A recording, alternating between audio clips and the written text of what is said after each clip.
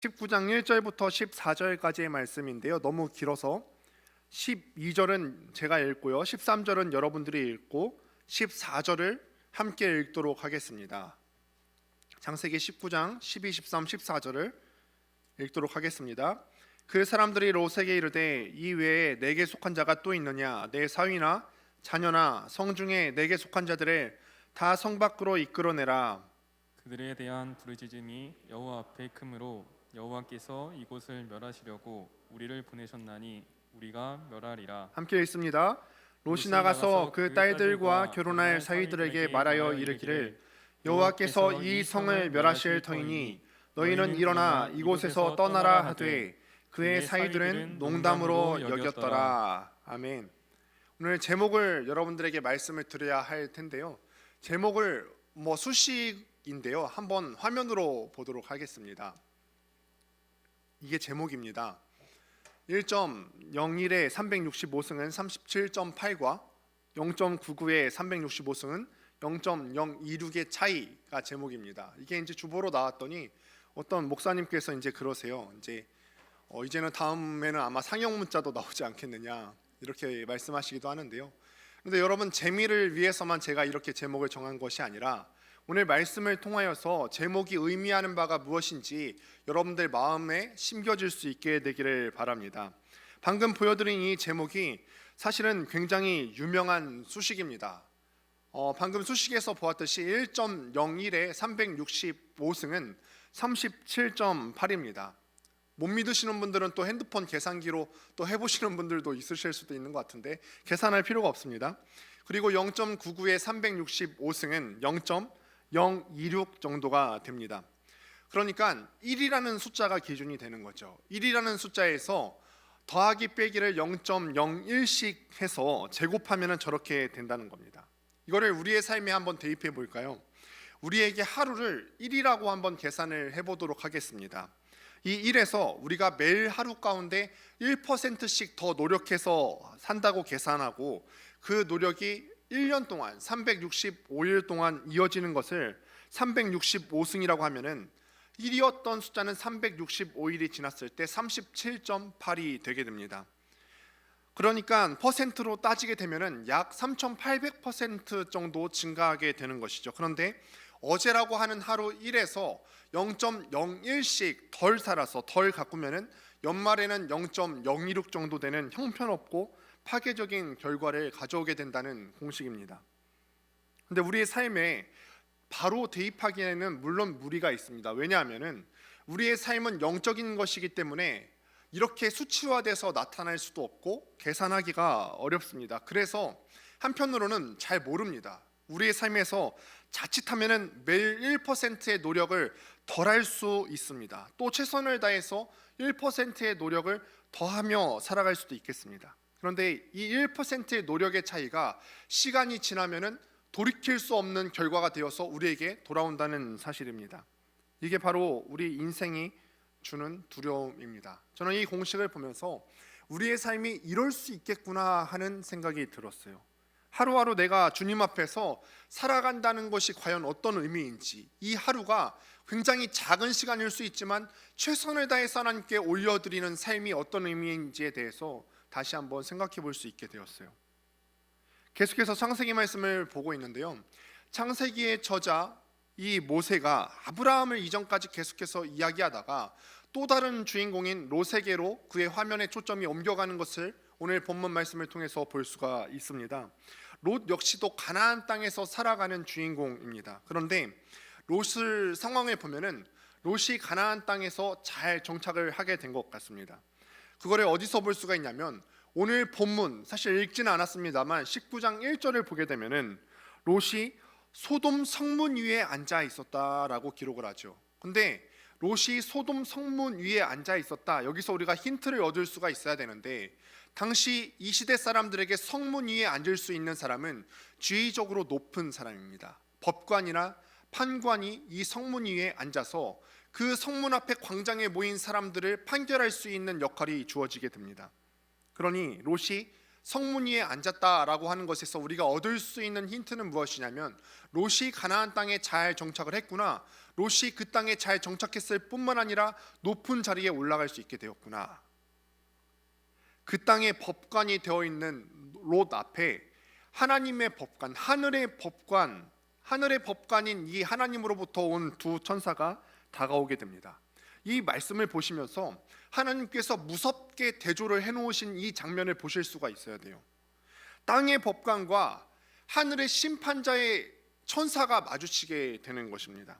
이 만남 가운데서 롯은 그 당시의 관례를 따라서 행동을 하게 됩니다. 지난 시간에도 우리가 보았듯이, 아브라함의 이야기를 통해서 보았듯이, 이 당시 관례가 무엇이냐면 나에게 낯선 사람이라 할지라도 나에게 손님으로 오면은 극진하게 대접하는 것이 이 당시 땅의 관례였어요.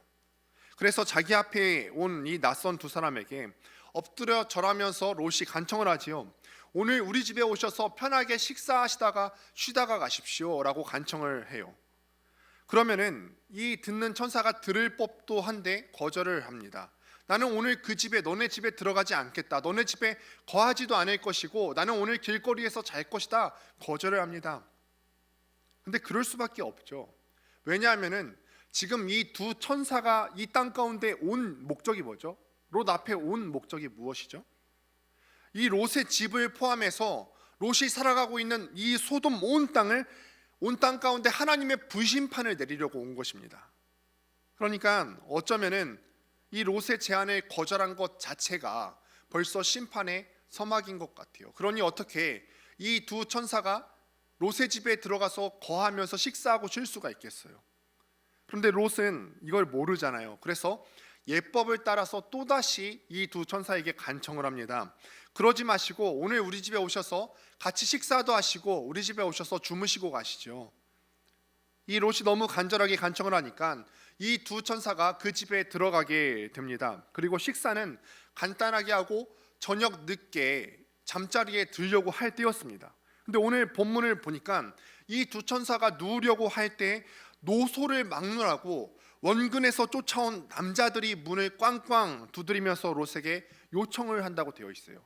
오늘 보면은 4절 가운데 보면은 소돔 사람들이 꽝꽝 두드린다고 되어 있는데 사실 여기 보여진 사람이라고 하는 단어는 영어 성경으로 보면은 맨이라고 표시가 되어 있어요. 남자들입니다. 소돔 온 땅에 있는 남자들이 4절 본문에 보니까 롯의 집 앞으로 다 몰려왔어요. 그리고 오늘 본문 5절을 한번 같이 읽어보도록 하겠습니다. 함께 5절 읽습니다. 시작. 롯을 부르고 그에게 이르되 오늘 밤에 내게 온 사람들이 어디 있느냐 이끌어내라 우리가 그들을 상관하리라.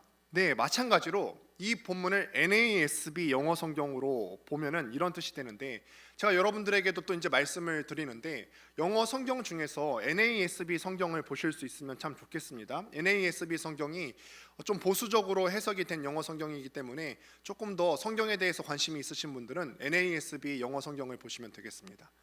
한글 성경부터 일단 읽으셨으면 좋겠습니다.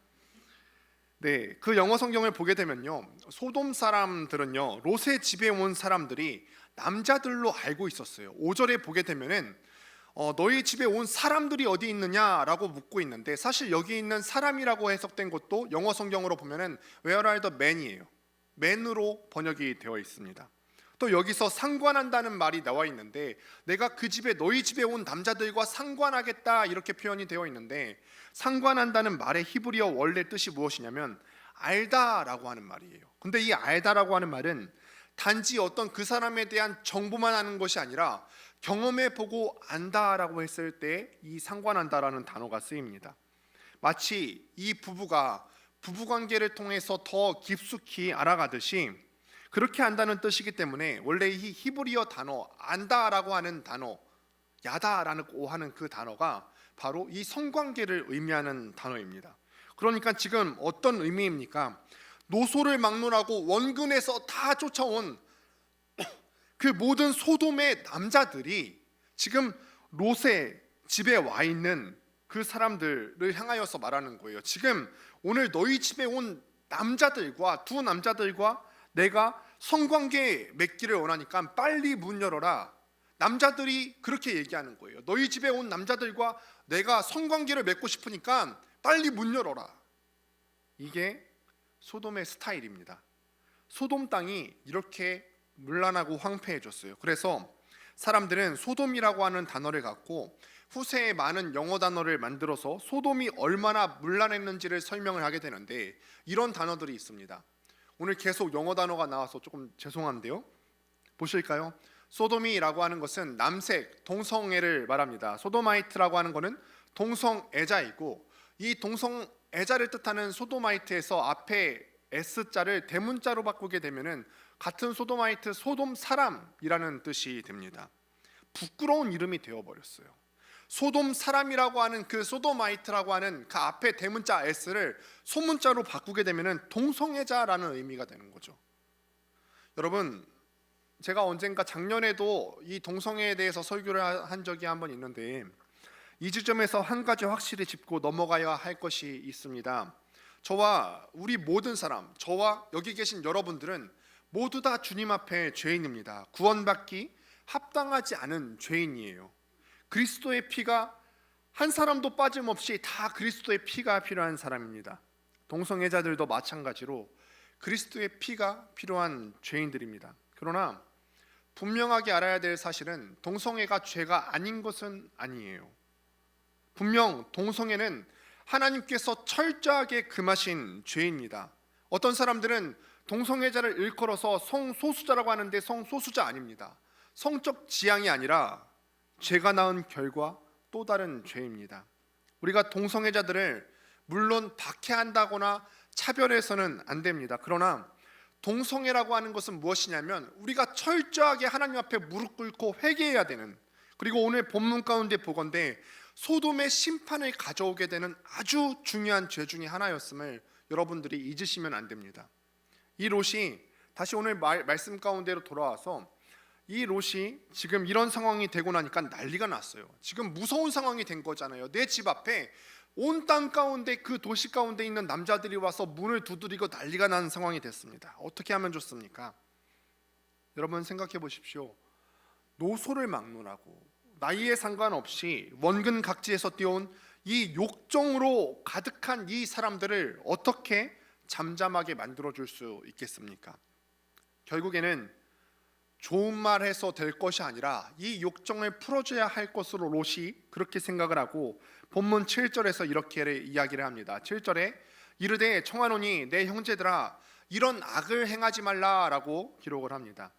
근데 여기서 악을 행하면 안 된다는 말은 고작 동성애 정도로 이야기하는 단어 같지 않습니다. 왜냐하면은 동성애라고 하는 것은 이미 소돔 땅 가운데 만연한 죄였기 때문에 이런 말을 한다고 해서 소돔 사람들이 이해할 것 같지 않습니다. 그 말이 아니라 내 집에 들어온 손님들, 내 집에 들어온 이 두 천사들에게 이런 악을 행하지 말라고 권하는 것입니다.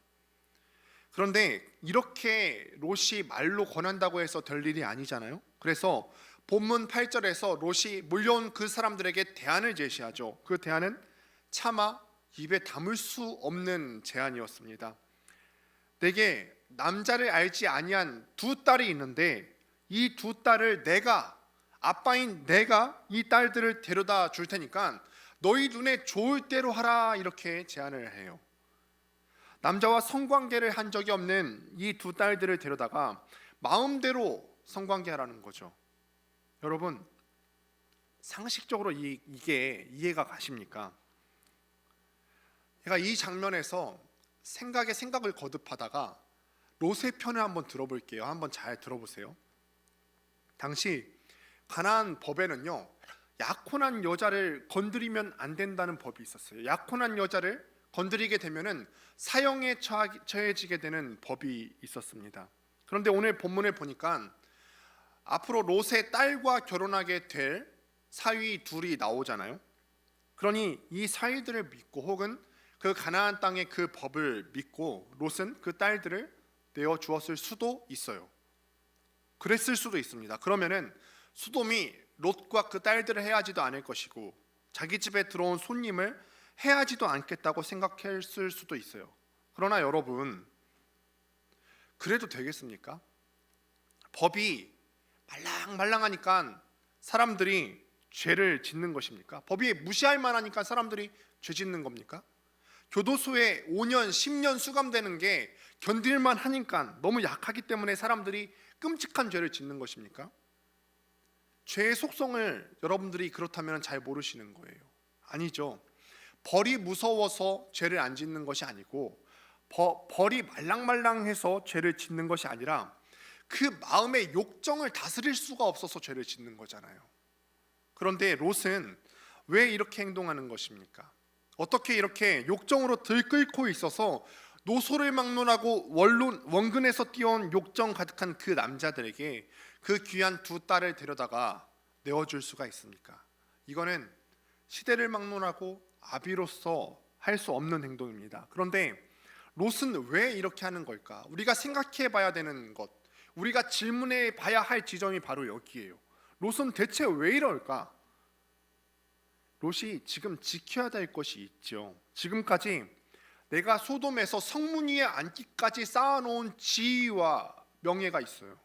그 지위와 명예를 지키면은 내 가족도 살 것이고 내게 찾아온 그 손님들도 살 수 있을 것이라 생각했겠죠. 그런데 가만히 이 이야기를 들어보면 롯이 이 가운데서 철저하게 소돔 스타일로 물들어가고 있음을 볼 수가 있어요. 1에서 매일 0.01씩 빠진 채로 살아가고 있는 롯의 모습을 볼 수가 있어요.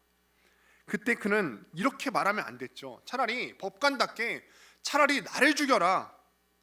그게 법관다운 태도고 그게 아비다운 태도 아닙니까? 그런데 이 험악한 자리에 딸을 내주다니요. 이거는 철저하게 롯이 소돔화 되었다는 것입니다. 이 이야기를 들은 소돔 사람은 롯에게 중요한 말 하나, 그들 마음 가운데 깊이 담아두었던 그들의 본심 한마디를 던지게 되는데 9절에 이렇게 말을 하게 됩니다. 이자가 들어와서 거류하면서 우리의 법관이 되려 하는도다. 이자가 들어와서 거류하면서 우리의 법관이 되려 하는도다. 거류했다는 말은 무엇이냐면 떠돌이로 들어왔다는 말이에요. 그러니까 너는 원래 우리 사람 아니잖아. 굴러 들어온 돌주제라는 말이죠. 소돔 사람들은 지금 자신의 욕정을 가로막고 있는 이 롯에게 자기의 진심을 쏟아내고 있는데 그 진심이 뭐예요?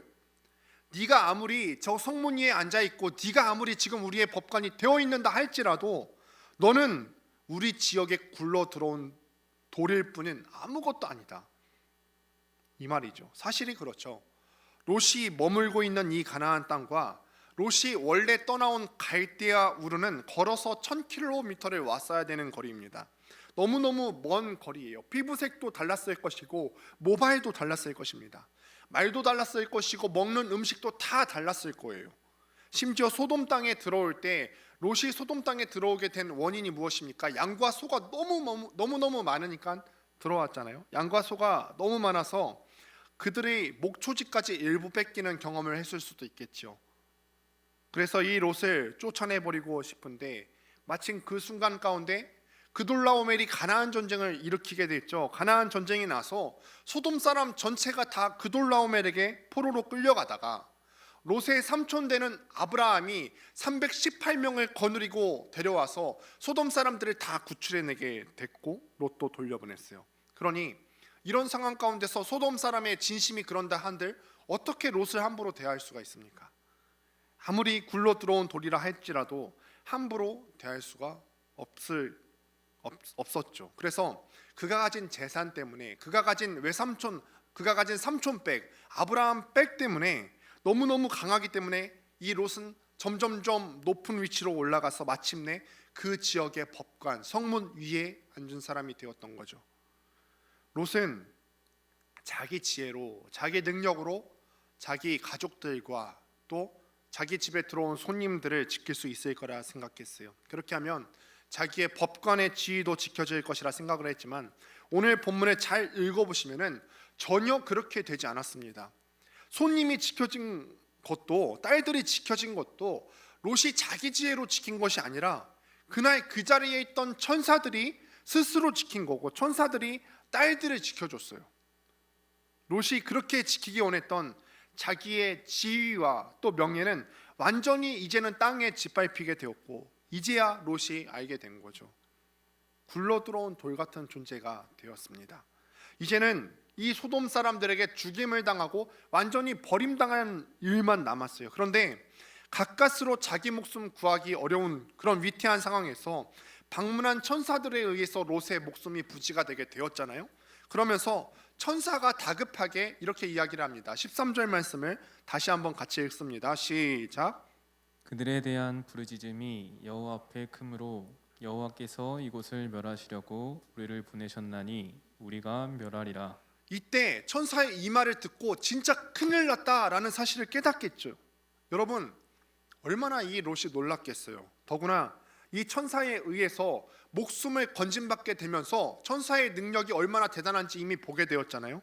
이제는 이 천사가, 능력 있는 천사가 말하는 것이니까 확실하잖아요.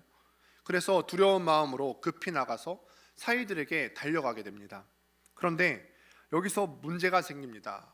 여러분 한번 생각해 보세요. 롯이 사위들에게 막 달려가서, 야, 이제 이 땅에 심판이 임한데 뭐 떠나려면 떠나고 뭐 들으려면 듣고 말려면 말아, 이렇게 그냥 건성건성 얘기했을까요? 아니면 사위들아 잘 들어 급해, 지금 잘 들어야 돼, 지금 천사가 얘기했는데 이 땅에 지금 멸망이 임한데 너희 지금 바로 피신해야 돼, 핏발을 세우면서 얘기했을까요? 핏발을 세우면서 다급하게 얘기하지 않았겠습니까?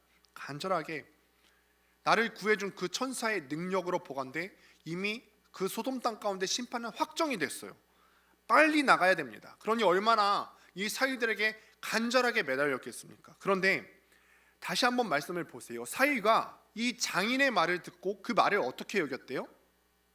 농담으로 여겼더라라고 되어 있어요. 농담으로. 눈에 지금 장인어른이 눈에 핏발을 세우고 그렇게 간절하게 매달려서 이 성에서 나가자고 하는 그 장인의 말을 사위가 농담으로 여겼대요. 여기 나오는 이 농담이라고 하는 히브리어 단어는 킴차크라고 하는 단어예요. 킴차크. 어디서 많이 들어보지 않으셨습니까? 지난 시간에 아브라함과 사라가 하나님과 하나님의 천사를 비웃었을 때 이츠하크라는 단어가 쓰였다 그랬죠. 근데 이 이츠하크라는 단어가 뜻이 뭐라 그랬어요? 비웃는다라는 뜻이에요. 이 이츠하크라는 단어에서 나오게 된 단어가 킴츠하크, 의미는 비슷해요. 비웃는 거예요. 그러니까 이 사위가 다급하게 얘기하는 이 장인의 말을 어떻게 여겼다고요? 비웃었다는 거예요. 여러분, 이때보다 더 비참한 때가 있을까요? 법관의 명예를 빼앗기고 말지 그렇게 간절히 말해도 그 말을 비웃고 농담으로 여기는 사위들을 보면은 이 롯이 지금 인생을 잘못 산 거죠. 여러분, 이 가운데서 누가 잘못한 거죠? 롯이 다급하게 얘기하는데 이 사위들이 그 장인의 말을 김치하크 비웃었어요. 누가 잘못했죠? 듣지 않은 사위들은 그 듣지 않음으로 인해서 심판당하는 그 자리에서 죽게 될 것입니다. 그러나 누가 사위를 농담으로 듣게 만들었습니까? 이 사위들이 그 말을 농담으로 듣게 만든 사람이 누구예요? 롯 아닙니까? 조금 후면은 자신과 결혼할 그 여자들을 욕정으로 들끓는 남자들에게 내던져버리는 그런 장인이 한 말을 내가 들을 수 있겠어요, 여러분? 자기 명예 지키려고 딸을 버리는 그런 아비의 말을 내가 믿을 수 있겠습니까? 그런 말을 내가 왜 들어야 됩니까? 그런 말이 어떻게 진심일 수 있겠습니까? 농담처럼 들려요. 비웃어 버린다는 거예요. 이게 우리의 비참함이죠. 여러분, 계속 생각해 보는 거예요. 롯이 왜 이렇게 됐죠? 롯이 이렇게 된 이유는 롯이 위선했기 때문입니다. 위선자가 되었기 때문이에요. 그의 자리는 계속 자꾸만 높아져서 어느덧 소돔 땅에서도 성문 위에 앉아 있는 법관이 되어갑니다. 그러나 높은 자리에 올라가는데 그의 신앙이나 인격이 그 자리에 걸맞게 따라가지 않아요. 이게 위선이지요. 그가 가진 직분과 인격이 다를 때 우리는 그것을 위선이라고 해요. 우리도 그렇죠. 신앙의 연륜이 쌓여져 가고 리더의 자리로 올라가고 임원의 자리로 올라가고 공동체에서 맡은 역할들이 점점 더 많아져 가는데 우리의 신앙과 인격이 거기에 걸맞게 자라가지 않으면 이건 뭡니까? 위선이죠. 여러분, 옛날에 개봉된 영화 특별 시민이라고 있습니다. 혹시 들어보신 적이 있으세요? 제가 혹시나 너무 오래전 영화를 가져온 것일까 봐 전도사님한테 물어봤더니 전도사님은 보신 적 있다고 하더라고요. 그런데 이 영화를 보면서 저는 영화 배우들 중에서 최민식 씨를 진짜 좋아해요. 최민식 씨와 하정우 씨를 되게 좋아하거든요. 근데 왜 좋아하냐면은 일단은 외모가 그렇게 특출난 것 같진 않아요. 하정우 씨는 물론 약간 특출나는데, 근데 이 최민식 씨의 연기에 완전히 압도되어 버린 적이 있어요.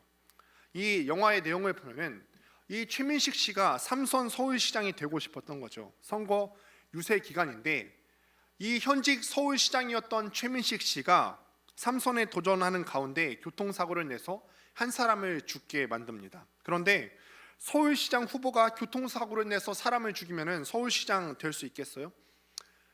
못 되죠. 그러니까 어떻게 하냐면은 딸에게 교통사고 누명을 씌웁니다. 그리고 이렇게 말해요. 아빠가 서울시장 되기만 하면은 너 금방 빼줄게. 아빠가 서울시장 돼야 아빠도 살고 너도 살아.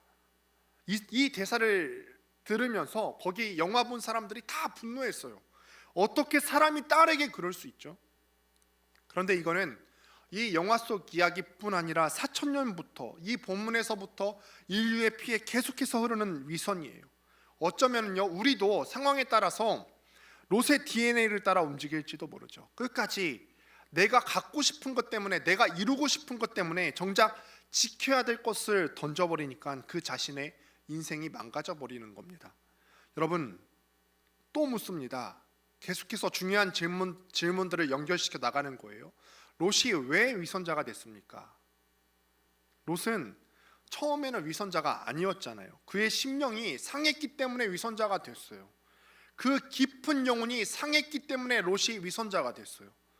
갈대아 우르에서 우상 숭배자였지만 삼촌과 함께 하나님으로부터 부르심을 받아서 하란 땅으로 가게 되고 하란을 거쳐서 가나안 땅에 가게 됩니다.